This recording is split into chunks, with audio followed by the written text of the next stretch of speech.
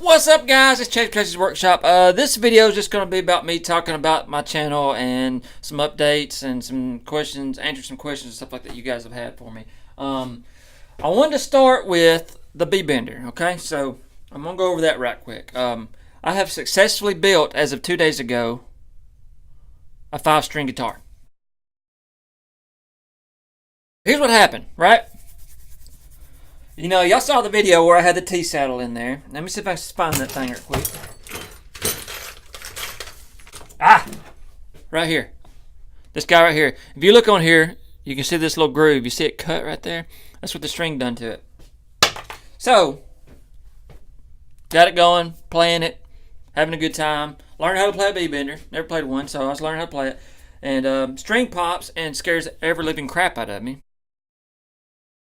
So then I'm decided, okay, well, let's see what else I can do. So I'm kind of playing this thing. And I'm like, I'm having fun, and then the string breaks. I'm like, oh, let's see if I can fix it right quick. So I found this in my shop. It's just a cheap saddle, but it's got a little more of a curvature right there where the string goes. So I modified it to accept the vented head screw and all that good stuff. Put it in there, played on it. Was playing, jamming out with it, back up and running. And string pops and scares the ever-living crap out of me again. So now what I've done, after some of you guys' suggestion, is that right? Y'all's. I'm from Alabama. Y'all's suggestions was to get a roller saddle, which is one of these little guys right here. So that's what I did. I ordered one. They came in, and I've got them here, and I've modified the guitar to accept it now. So I'm going to plug up and let you hear what they sound like, or what it sounds like. Here, now, where's my pick? Where's my pick? Oh my gosh, where's my pick at? What did I do with my pick? Here, picky. I don't know if I can do it. Oh, no, it sounds like crap. Sorry.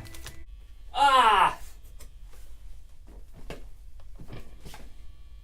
just say this. My amp's black, and so is my pick. So this is what I've learned on the B-Bender so far.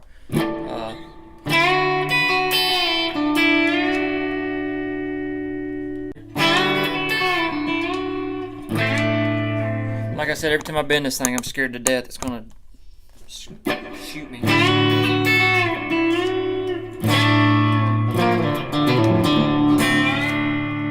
I still got a little. I'm thinking too. Eventually, I'm just gonna have to. This vented head screw right here, I'm gonna have to take it out and just cut the back of the things. I think that's where that's coming from. That. You hear it?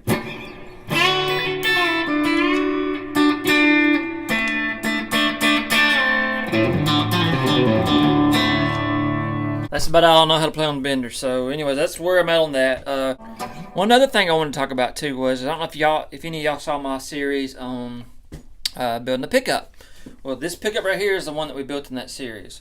And this is one that I built before I built this one. So I built this one, not on video, and this one's the one that's on the video. So I just kind of wanted to go through there. And you know, if you remember, I made a lot of mistakes on them. Because like I said, I hadn't done a lot of pickups. So I'm kind of a newbie at it, but they sound good. They sound pretty good. So I'm going to let you listen to, we'll do the one that we built in the series first. It's got a good sound. And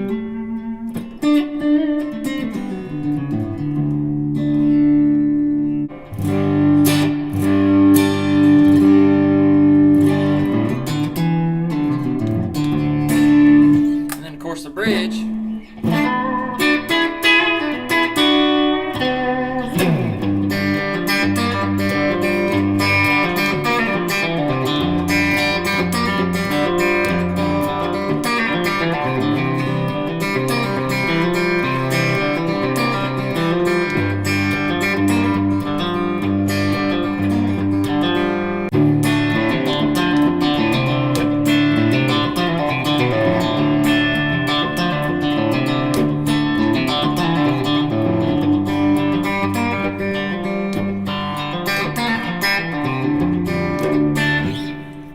There's that. They sound all right. I also want to talk about the pickup winder. I know there's Michael Perkins is building one right now, and James Witt said that he built one and he liked it. He also asked me to go over my CNC machine. So we're probably gonna do that at the end of this video too, if you want to see that. Also too, about the pickup winder is, I'm thinking about just go ahead and doing another video on it and ordering all the parts that's on the YouTube on that video. Order all of them off of there, get them here, and just build it all. Do a video of just putting that thing together.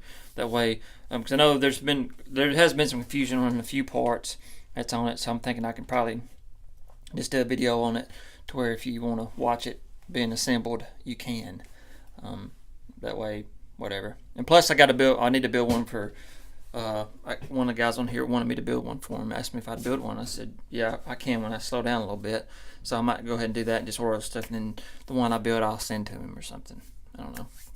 So let's go look at the CNC machine. You want to? Excuse my nasty shop here, but here is the CNC machine. I know y'all's probably seen a couple videos of it that I got. This is a Gatton CNC.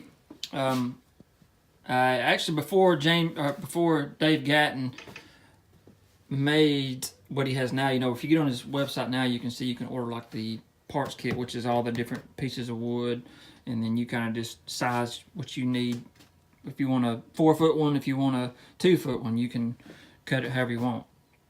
But this was what he had before that, and I got on there and I bought the plans for this one and put all the parts together and built it. And what I did, basically how I done it was like this part here. This front plate is the same as this back plate here. So when I made the template, I built the template out of wood for this off of the plans that he gave me.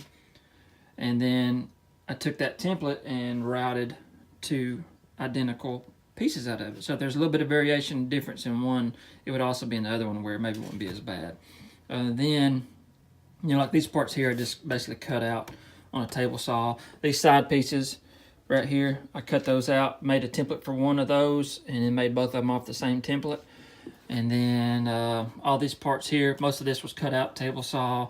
This was cut out with a, did the same thing I did on these with the template and everything, and cut this out. So it took a while to do all that. And I would say I probably got, I don't know, 6 to 8 months in building this thing. And I've had it for about 3 years now. But I say 6 to 8 months, it didn't take me like working 24/7 that whole time to do it. A lot of that was just me saving money to buy parts. You know, I would come in here and I'd buy all the parts for all the wood, and I'd get all the wood done, and then I would buy all these screws and stuff and get the screws in, and then I would save my money and buy the motors and the lead screws and all the components in the control box. So that's what I did. Like these 2 motors here, I found on eBay used for, I can't remember what, maybe $60 for both of them. And then the motors in the back, there's 2 of them on each side. Those were maybe $30 used on eBay. Most expensive parts are, of course, the motors and these little guys here, and all the parts that go with them. These lead screws, I don't remember exactly how much they were, but they were a little more expensive. And you got to buy these couplings that go from the motor to the lead screw, and then you got to buy these anti-backlash nuts. Let me get around here. Well, you can see one right here. There's one. And basically, they have like a little spring in there. It's probably going to be hard to see. You can't really tell. But they have a spring in there that when this is on there, it keeps the nut from going back and forth. It just keeps it very accurate. And of course, there's one on each side here. There's one for the x-axis, and then there's one for the z-axis right here. They're all basically the same. The angle iron, angle aluminum here, I got this from, I want to say I got these from Lowe's.